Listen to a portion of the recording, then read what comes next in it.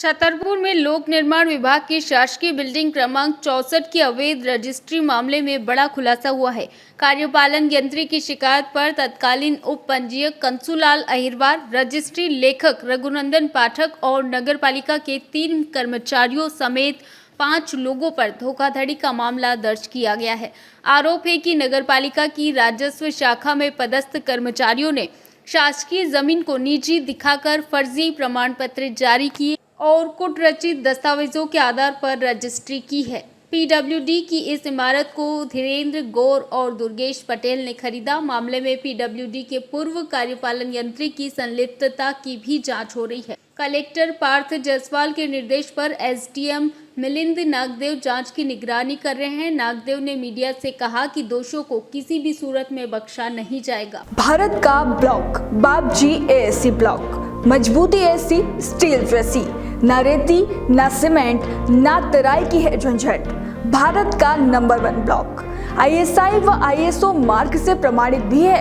MP Rajasthan का सबसे अत्याधुनिक प्लांट। अगर आप भी चाहते हैं बाबजी एएससी ब्लॉक मंगवाना तो आज ही संपर्क करें। Jhanjharwada industrial area, Neemuch, Madhya Pradesh. Contact number screen पर मेंशन है, जल्दी संपर्क करें। निर्माण विभाग के भवन क्रमांक 64 पर स्थित दफ्तरी वाला जो मकान राइट नाउ अभी जो अवस्थित है बालाजी मंदिर के सामने सिटी कोतवाली के पास, उसमें नामांतरण की दूषित प्रक्रिया व रजिस्ट्री की दूषित प्रक्रिया की वजह से उनके जो विभागाध्यक्ष के द्वारा जो प्रतिवेदन के आधार पर नगरपालिका के 3 कर्मचारियों के ऊपर प्राथमिकी दर्ज कराई गई और रजिस्ट्रार ऑफिस के 2 कर्मचारियों के ऊपर प्राथमिकी दर्ज कराई गई 318(4) के तहत। जैसे जैसे क्या बोलते ये प्रक्रिया में और भी लोगों के नाम यदि उजागर आ रहे हैं तो उनके ऊपर जिला प्रशासन क्या बोलते फर्दर एक्शन लेने के लिए भी प्रिपेयर है।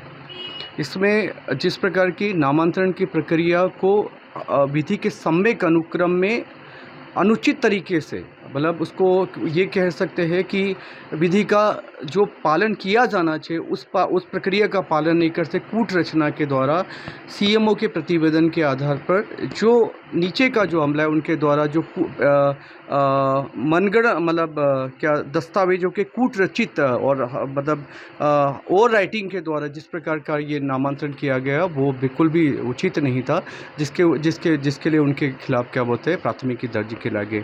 तो सेम उसी प्रकार की जो तत्कालीन जो आपका जो सब रजिस्ट्रार थे उनके द्वारा भी और जो एक दस्तावेज लेकर उनके द्वारा भी विधि के सम्यक अनुक्रम का पालन नहीं करने के लिए उनके ऊपर प्राथमिकी दर्ज कराई गई। इसके लिए अभी तक पूरा जिला प्रशासन ने अभी तक जो भी पीडब्ल्यूडी के 2 कर्मचारी, एक तो इनका एक राजाराम कुशवाहा और दूसरा एक विजय खरे जो क्या बोलते हैं सहायक ग्रेड 3 है और राजाराम कुशवाहा स्थायी कर्मी है, उनको भी शोकाज नोटिस जारी किया गया है।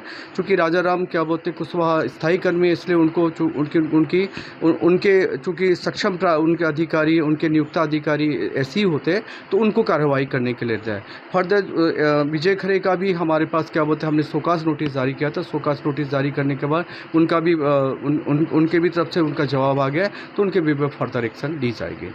और कार्यपालन यंत्री लोक निर्माण विभाग द्वारा एक आवेदन पत्र इस आशय का दिया गया है कि लोक निर्माण विभाग की एक ज़मीन जिस पर न्यायालय द्वारा टाइटल पक्षकार को घोषित किया गया था, उसका नामांतरण करने की प्रक्रिया में अनियमितता और नामांतरण प्रक्रिया के पूरे हुए बिना उसमें रजिस्ट्री किए जाने के अनियमितताओं को लेकर एक आवेदन पत्र दिया है, जिस पर 5 लोगों के विरुद्ध प्रथम दृष्टया उन्होंने अपराध पाया है। जो आवेदन पत्र पर धारा 420 में फ्रॉड का एक मुकदमा कोतवाली थाने में दर्ज हुआ है, जिसकी विवेचना कर रहे हैं और विवेचना के दौरान जैसी साक्ष्य आएगी उसके आधार पर फिर अन्य लोगों की संलिप्तता पाए जाने पर सभी लोगों पर वैधानिक कार्यवाही की जाना है। जो 5 लोग हैं वे पीडब्ल्यूडी और नगरपालिका के वो शासकीय कर्मचारी हैं। क्या किया जाएगा सर? छतरपुर से भरत यादव की रिपोर्ट।